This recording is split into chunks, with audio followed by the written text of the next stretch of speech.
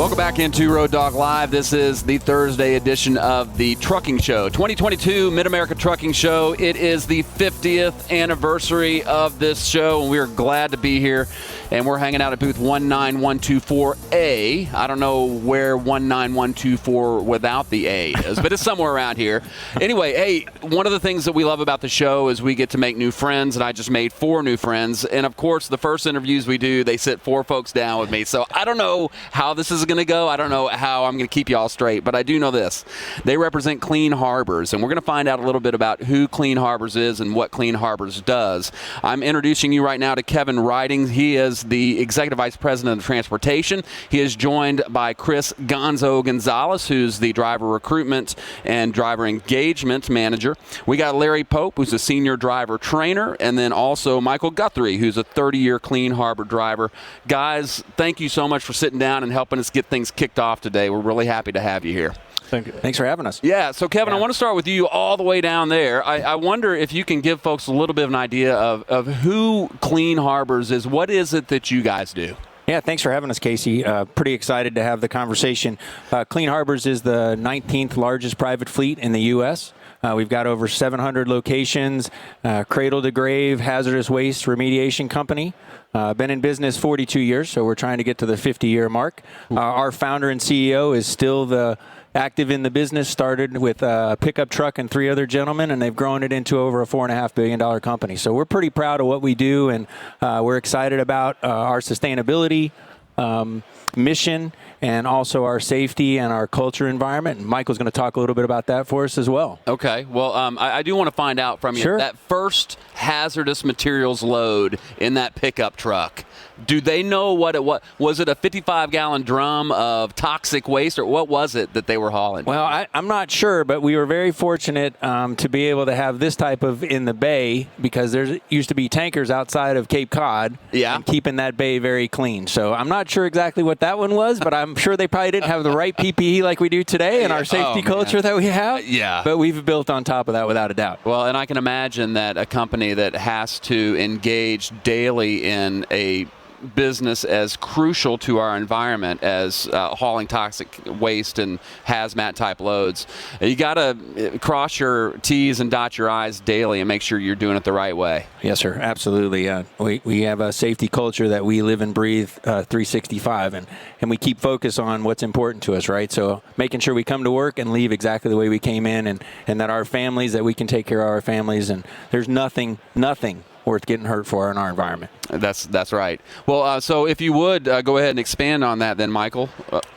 Okay, I started here a little over 29 years ago, and it's pretty much been a band of brothers in this culture, because the material that we haul is extremely dangerous.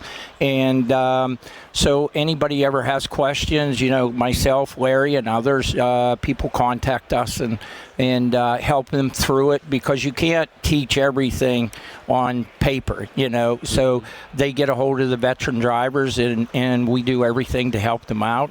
To expand a little bit on what Kevin was saying, I think the very first job they did was $800. Wow. I think it was $800. I think they still got a copy of the original check and everything, which is pretty amazing. So you say 48 years ago. So 42. 42 years ago. Yeah. Okay. So 42 years ago today. Today. Yes. How about that? Yeah. So it's a birthday. Today is the birthday. We got Neil celebrating a birthday today too. What are the odds? He's his own hazardous material, I think. We can remove him for you later if you'd like, Casey. Could you haul him off? No problem. So you think about that was early 70s, I'm guessing then? 1980. Okay, 1980. Yeah, exactly. Yeah, and that's just when the laws were coming into effect for the Clean Water Act and everything. I mean, before that, it was, the Wild West, and, wherever you could find a hole, it went. Shoot. And, it's sad, but that there was no laws. And then, you had Love Canal, and that pretty much started it all up in Niagara Falls. Okay. So. Well, now you've been a safe driver for 30 years. Well, technically 38 years. 38 years, yeah. Okay. What changes have you seen over that time in this line of work? Everything.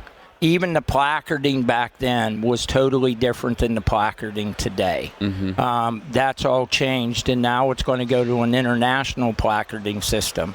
So us older guys got to relearn all of that. Yeah. But it used to be every state or a majority of the states had their own manifests. Now you have a universal manifest.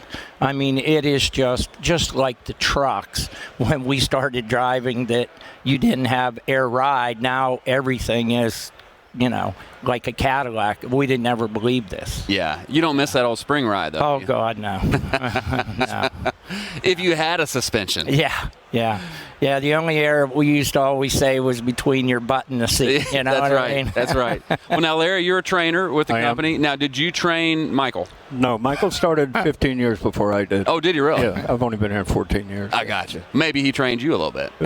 No, I think we actually first met the other day. Yeah. Oh, did you really? Yeah. Okay. Yeah. Well, you say 700 power units. Is that what you say, Kevin? Actually, we have over 6,000 CDL holders. 6,000 CDL. Yeah, and if you think about kind of where the reason most haven't heard of us from a over-the-road trucking perspective, because we are our own entity within our company, really moving hazardous waste. And Chris will talk a little bit more. I don't want to steal his thunder, but we're running 365 all the time, pandemic, non-pandemic, and all kinds of stuff. I was trying to get an idea of the scope because, Larry, you can't possibly know everybody. I just didn't know if there was more. No, I don't know intimate, everybody. Relationship there. No, but as we, I wouldn't claim him either. I wouldn't either.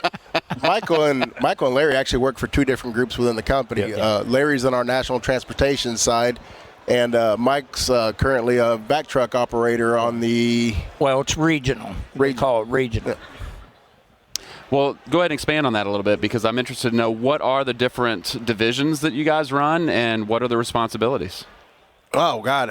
There's so many different pieces of Clean Harbors. 9 months at Clean Harbors, and I'm still learning different sections that come out of it, right? You have everything is kind of like the national transportation. Their job is to move all these items that are contained by all these other folks making these pickups. And they're moving them to these all different collection centers across the U.S. And we're moving them to refineries. We're moving that to our incinerators, landfills across the U.S. that we operate. Nebraska, we got down in Texas, Utah, several across the country. So our national trans guys are making the pickups, and they're moving it on a preloaded drop and hook basis into our refineries, right? Drop and hook is good. Yep, that is, it's great. It is no touch. They look at the securement and make sure that when they're leaving out on a hazmat load, it goes out the way it needs to be. Right. I know that's one of Larry's key points that he's always focusing on is that securement.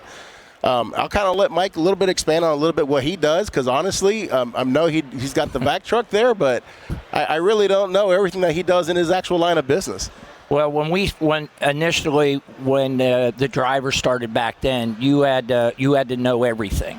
You had to be able to pull a dump, a roll-off, a vac trailer, a straight tank, a van, anything that would hook to the fifth wheel, you had to be able to operate. And we were kind of like a fireman of sort. Wherever there was a need, we went. And, technically they called me a regional driver, but if they have like when they had Hurricane Sandy or whatever, then I had to go out there and spend 3 weeks around the clock, 24 hours a day. You get an exemption from the government to clean everything up, and you just stay out there and run till, it's all cleaned up. And we were essentially, like I said, like a fireman. You just went to wherever the fire was at, and you put it out and, went back. Are you operating under exempted hours as well from the FMCSA hours of service? Yeah, when Only you in have emergencies. those, only in emergencies. Okay. Yeah. They'll give you, we are not operating outside the authority of the DOT. but they I'm give glad you we a cleared that paper. up. Yeah, Just they give be you a clear. paper, and you keep it with you while the emergency's going on, Yeah. and it works out great. Trying to get everything done. Okay. And what type of endorsements do you have to have on your license to run that vac truck? Hazmat and tanker. Okay, got you. Yep. Now, Larry, is that similar to what you're doing, or is there? No, what is your role? I'm more over the road, national transportation. So I'll take the new guys we hire and try to train them in all the safety aspects. Keep themselves safe, the company safe, and the general public safe. So I'll teach them what to look for, how to secure the load, paperwork, and try to alleviate some of that misconception about hazardous, because it's not as dangerous as in some aspects if you're trained properly. So, well, there you go. Yes, sir. If you're trained properly, it's blocking and tackling. That's you it. got to have the foundations. And I think in driving in general, that we need to get back to that. Even operators of four-wheelers, and we talk about it all the time. No shortcuts. Yeah, I will say, our training for new guys coming in, I've been in the for-hire trucking world for 18, 19 years, and then I come into the private fleet for environmental. It was a complete culture shock for me. I'm like, I can't get a guy on the road in 3 days? What are you talking about? It's 2-3 weeks for us, but it's your 2 weeks of extensive training on everything hazmat, everything that they're going to touch, how to react. And then they spend additional time with trainers, not just a road test, but, hey, I want to make sure you truly understand what you're doing. It is a good way to go. There's just so many different lines of business that we have. On our Safety Clean side, Safety Clean is one of our companies. You guys all see it on NASCAR. It's all on the side of the cars, right? They go around to the AutoZone. You ever gone to AutoZone and dumped your oil into the box? Yeah. That's our box. Get out of here. Yeah, look, a small world, isn't it? I dumped my neighbor's oil in there, too. So essentially, the drivers will go out on a local basis. They'll make these pickups at all these locations, bring it to the collection center. Then guys like Larry will pick it up at that collection center, and they move it to a refinery if it's oil, right? Other types of waste might go to an incinerator, all depending on what it is. We have solvents that we pick up, parts washers. Every time you go to a shop and you see those little red tanks, where they kind of dip everything into, most of those are Safety Clean parts washers.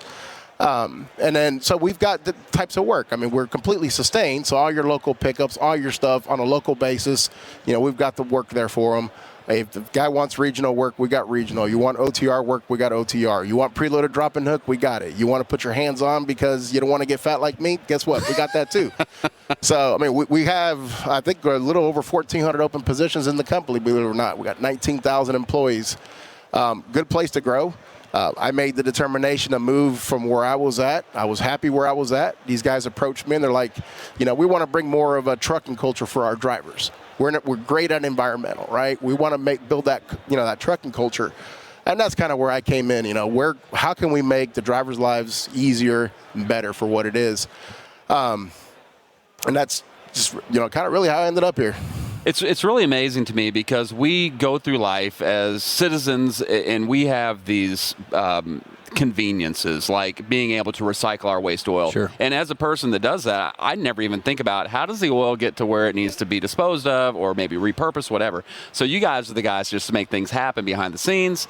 And it's a segment of trucking that I've never even considered existed. So we have, it's amazing to learn about that. Our collection centers hold the hazardous waste collection points, and those are different times of the year for community involvement. Yeah. You got 20 cans of paint in your basement that you got to get rid of. Yeah. You could bring them in during those days and get rid of that. So there's all kinds of stuff. I buried them in the neighbor's backyard. So we can come remediate that for you as well, Casey. So I think the cans were sealed up. Yeah. Well, that's good. They'll last a while, probably till you move. Yeah, hold that thought because we got to take a quick time out. But so grateful to have you guys here. We're joined by Clean Harbors. I have Kevin Ridings, EVP of Transportation, Michael Guthrie, Larry Pope, and Chris Gonzo Gonzalez. We are broadcasting live from the Kentucky Fair and Exposition Center. Let's go ahead and get back into it. We are joined by Clean Harbors, and our friends from Clean Harbors are giving us some information about some services that you probably don't ever think about, and that's the removal of hazardous materials. So I'm joined by Chris Gonzo Gonzalez, Larry Pope, Michael Guthrie, and Kevin Riding, and they are giving us the skinny on what's going on under the tent at Clean Harbors. Let's get back into it. Gonzo, you mentioned a little bit about the current market for your services. Can you talk about that a little bit? Yeah, definitely. First of all, I've been in the for-hire trucking world for 18, 19 years, worked in brokerage, operations, just a little bit of everything, right? I've seen the cycles definitely change over the years. I remember 04, 05 was great. We had a lot of money in our pockets. 2008, 2009 hit, recession, 2012. You've got the housing market kind of hits, flatbed takes a hit, which affects the van world. 2017, rates were going in. So it's that cycle that always happens. I look at the market, pretty well every single day. And one thing I haven't seen in the last 2 years is I look at the DAT map. There's a lot of blues now. Those reds where that whole entire map was just lit up red, it's just not happening anymore. Yeah, 35-cent drop in the rate market in the last couple of weeks. It's going to happen. Trucking goes up and it goes down, right? And one thing that we always did was we would spend, in the hot markets, we would spend everything that we can do to get ready for the worst. And it was a stress. It was a constant stress. And one thing I see here when I look at Clean Harbors is the sustainability of year-over-year projection of what you're going to be able to make for your trucks. Because I'm talking with these guys, talking with Mike and talking with Larry, they made more money during the last recessions. You know, the amount of work never changes. If you think about it, we do environmental waste. It's really more of a, population driven. The more we grow in the country, the more waste happens. So that business is never going to go away. So for an owner operator or somebody really a fleet owner, somebody looking to find somewhere to really put their business where they're going to be able to grow it year over year and be able to plan better without having hey, I'm going to plan this year so that way next year I know I'm going to die, right? I mean, it's that constant piece within trucking. That doesn't exist here at Clean Harbors. So I'll throw it over to you, Kevin, because I'm interested in that sustainability idea with regard to how the company takes the overview, a look at what's going on with the business. How do you continue to grow, and how do you continue to offer your employees that sustainability? Thanks, Casey. Yeah, we have so organic growth first and foremost with our own customers. If you think about oil refineries or industrial services that we provide, or in retail. So when you throw out at Walmart and your soap goes out, or they've got aerosol cans that they have to get rid of, and so we go collect all of that as well and dispose of it. So that continues to grow as we as a consuming environment do. And then we also have an oil business. So Chris talked a little bit about Safety Clean, and that is a closed-loop kind of recycling business. So you think about your waste motor oil coming back in. We own the re-refineries, so we literally re-refine that oil, and it's now base oil on the other side, so it can go back into your cars. The same for solvents. And we continue to build that into our own incinerators. So that waste is always flowing. Products are always made. There's always byproducts that have to be handled. And to Chris's point, we're running all the time. And so we're not exposed to those kind of market conditions. Now, clearly global macroeconomics will impact us, but we also have oil business and we have refinery business. So we're able to move back and forth between solid waste and industrial waste and the oil business. So as a commodity, you can always kind of have that fluctuation that Chris talked about, but we're insulated from that as we continue to diversify our portfolio. And so it sounds as if you're constantly reinvesting in what it is that you guys are doing and keeping the growth there. That's exactly right. If you look at the trajectory of what we've grown, it's tacking on through acquisition and organic growth, hundreds of millions of dollars every year as we continue to grow Phenomenal. The top line as a company. Yeah, it's a great model for sure. Now, with that, I'm interested in how drivers get their loads. Can you talk on that, Michael? Yeah, like Gonzo was saying earlier, mine's a little different than Larry's. Larry does a lot of facility to facility, pickup points to, delivery to our incinerator. I myself go out to the customer and pick it up. They let us know, we need a vac trailer. We're going to have, 5,000 gallons or 4,500 gallons of hydrochloric, So you get the trailer that you want to have, or they tell us, but being in the industry long enough, I know what trailer I need to have, a Duracane or a Line. So I go and pick the load up and take it to one of our facilities.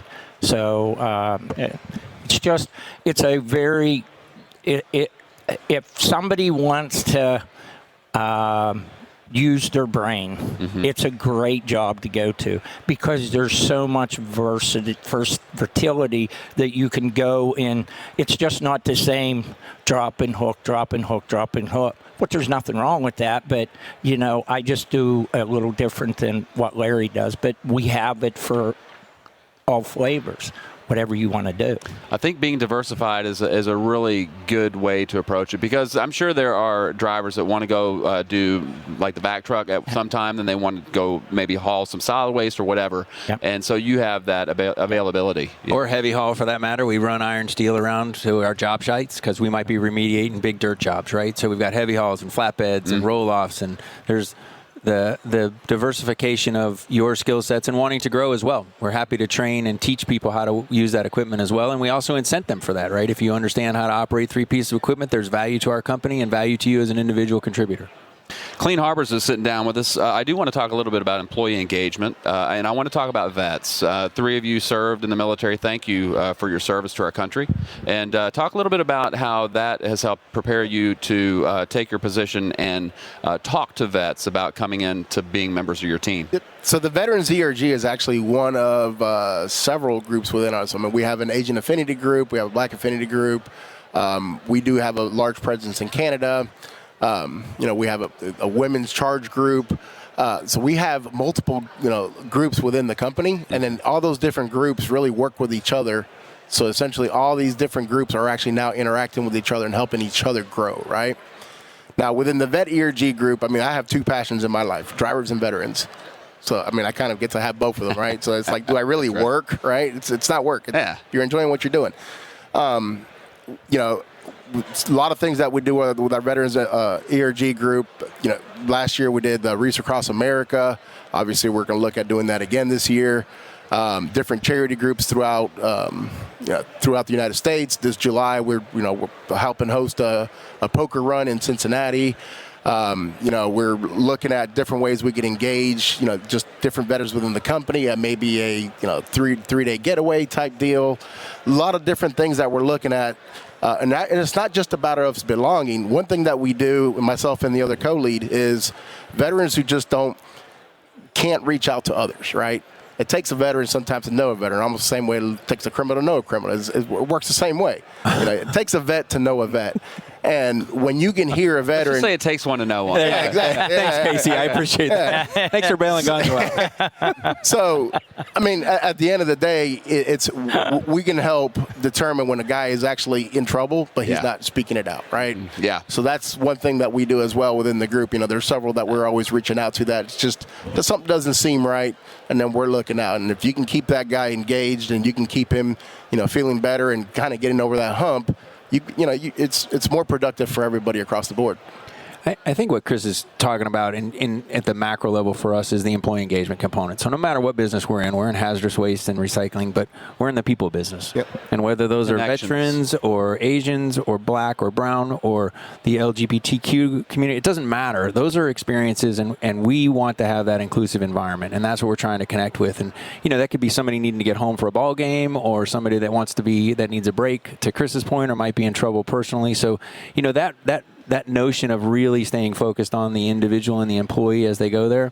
And then also Chris talked about, we want to be in an environment, if you want to grow your own business from an owner-operator's perspective, we want to put you in a situation to be able to grow that business as well. Or if you want to learn different skills, or you want to go into a chemist, or there's just opportunity. And the notion is, all our executive staff started out in a plant, driving a truck.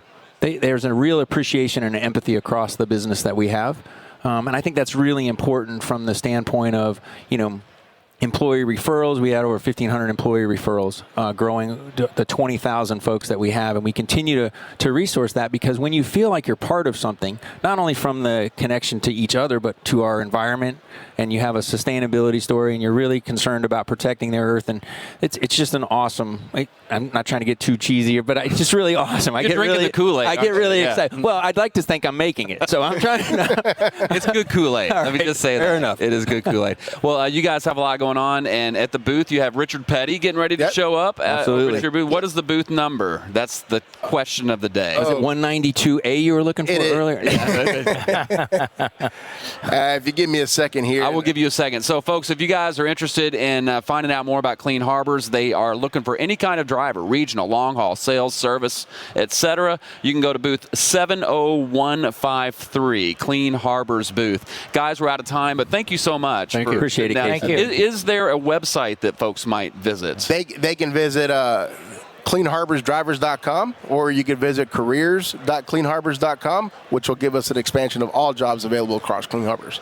Kevin Ridings, Michael Guthrie, Larry Pope, Gonzo, you guys are great. Thank you so much for getting started. Thanks, Casey. Appreciate it. Appreciate This the is- time. Thank you.